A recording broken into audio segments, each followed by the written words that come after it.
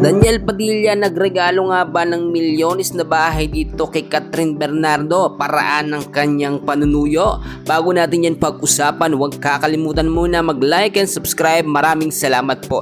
Well mga kaibigan, alam naman natin na hanggang ngayon po ay hindi pa rin talaga nauubusan ng tsansa etong si Daniel Padilla ng panunuyo po dito kay Catherine Bernardo. Nakita natin na kahit papaano ay nagre-response etong si Catherine sa mga ginagawa po ni Daniel, even sa mga social medias lumalabas yung mga balita na may tsansa pa o malaki pa yung tsansa na muli po magkabalikan etong Katniel, si Daniel Padilla at eto nga pong si Catherine Bernardo. Pero may mga nagsasabi naman na may collab team na bago. Eto nga pong si Catherine at si Alden Richards po yun. Wala rin daw pong katotohanan na may ugnayan or may relasyon etong si Alden at etong si Catherine. Pawang mag-collab team lamang daw po sila sa telenovela or sa mga palabas lamang daw po yun. At etong si Alden hindi naman daw po nagbibigay ng seryosong intention or hindi talaga nagsasabi directly na gusto niya or gusto niya maging girlfriend eto nga pong si Catherine Bernardo. Sa pagkakataong iyon, may mga updates din tayong nakuha na kung saan nga po sa mga interviews tuloy-tuloy po yung pangungulit nito si DJ, si Daniel Padilla dito po kay Catherine Bernardo.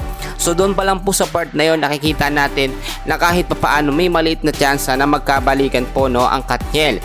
Biruin po ninyo mga kaibigan na tignan nyo mabuti ang 11 years po.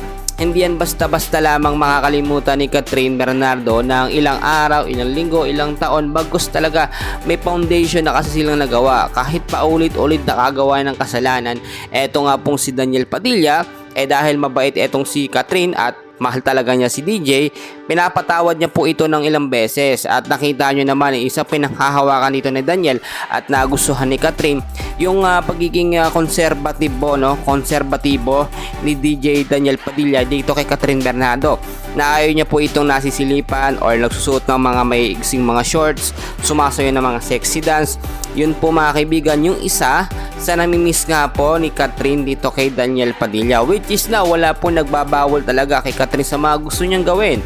Kahit sumayaw po siya ng mga sexy dance, magsuot po na maigsing mga short ay walang problema. Pero kapag muling nagkabalikan itong Katniel, lahat po ng yon ay babawal ni Daniel Padilla, which is kung titignan nyo magiging mahigpit nga yun para nakakasakal, pero para din naman po yun sa pagkatao at sa sarili nito nga pong si Catherine Bernardo. So mga kaibigan ko, yan lang po muna ang update natin for now, and please huwag kakalimutan mag like and subscribe. Maraming salamat po.